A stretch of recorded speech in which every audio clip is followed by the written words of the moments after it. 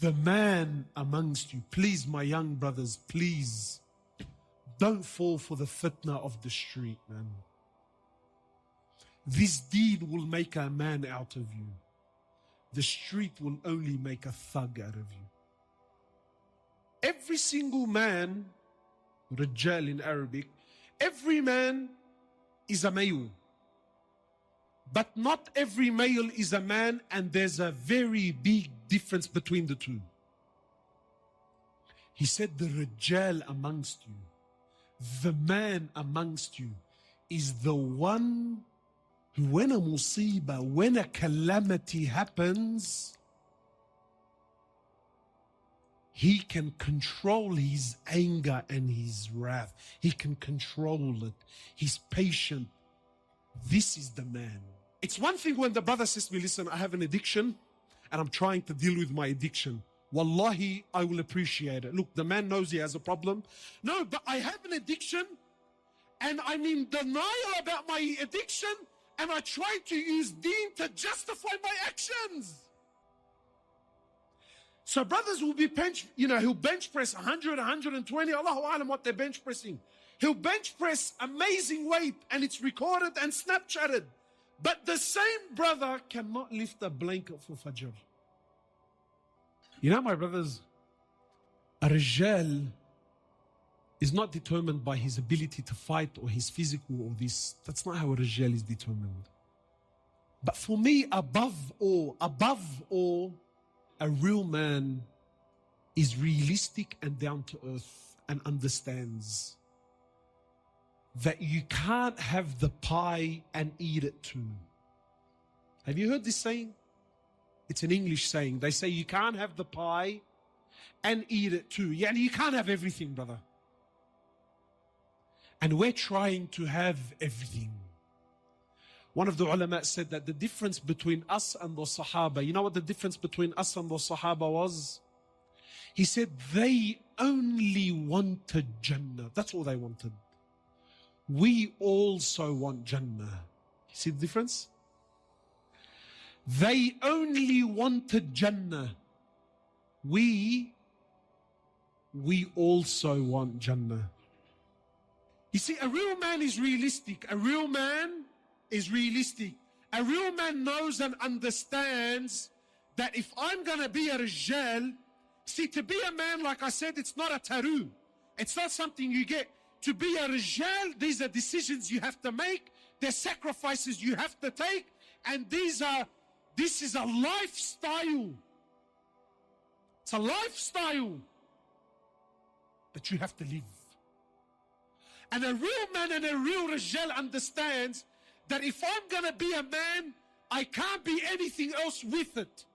It's either a man or something else. Where am I going with this? A real man is realistic. He understands that when I get married, that when I have children, that when I take on a job, that when I give my word, when I make a commitment, there are sacrifices that have to be made.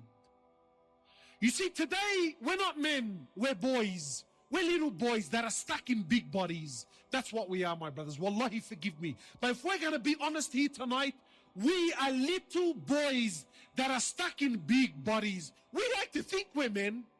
We like to think we're men. But when you go by the criteria of Allah and His Prophet, we're very far from it. And he's exactly what I'm saying about being realistic. We love the idea of being with a woman. Who doesn't like the idea? We love women. But no one loves to be married. The commitments of being married. The sacrifices of being married. The challenges and the difficulties of being married is something a real man, a Rajal, knows and understands. But we don't. We're boys. We love women, but no one wants to be married. And understands that in marriage, it's not all rainbows and lollipops. It's difficulties. Yeah, there's good times, no doubt. But there's hardship. And that's why it's half your deen. It's half your faith.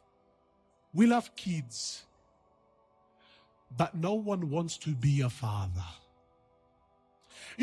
ability to have children doesn't make you a man. Your ability to raise those children, your ability to father those children, that's what makes you a man, bro. We love money, but no one wants to. No one wants to work, bro. That's why drug dealing and being a runner is so appealing to the young boy.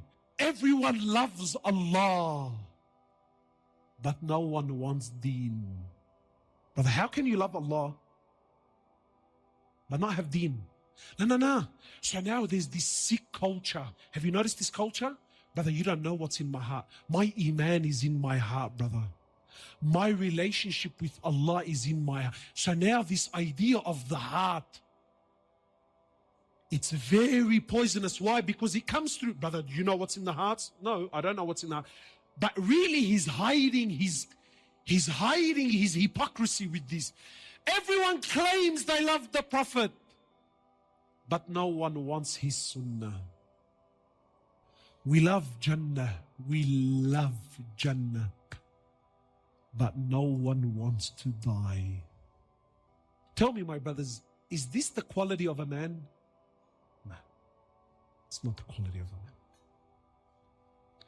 A man is realistic. A man is realistic. A man is honorable. You know what this ummah is suffering from, my brothers? Trust me, it's not knowledge. The alam is ocean, books, apps. Wallahi, jump on YouTube. Knowledge is there, it's abundant. What is this ummah suffering from more than anything? The biggest disease, the biggest sickness of the Muslims, the biggest calamity in the ummah. Do you know what it really is? There's no men. And you know who suffers the most when there's no men? Women and children. When there's no rijal, who suffers? You know, in English they say, when the cat's away, guess who come to play? When there's no rijal, when there's no men, when the cat's away, who comes to play? The rats and the mice. No men, rats and mice. Look at our societies. When man comes together, the world comes together. But qasam by Allah, as long as man is destroyed, this world will always be destroyed. We need to restore men. This ummah is suffering from a lack of men, my brothers. Ask yourself tonight, are you a rijal or are you a dhakar? Are you a man or are you a male? We ask Allah subhanahu wa ta'ala to make us men. Men whom He's pleased with. Men whom revive this ummah.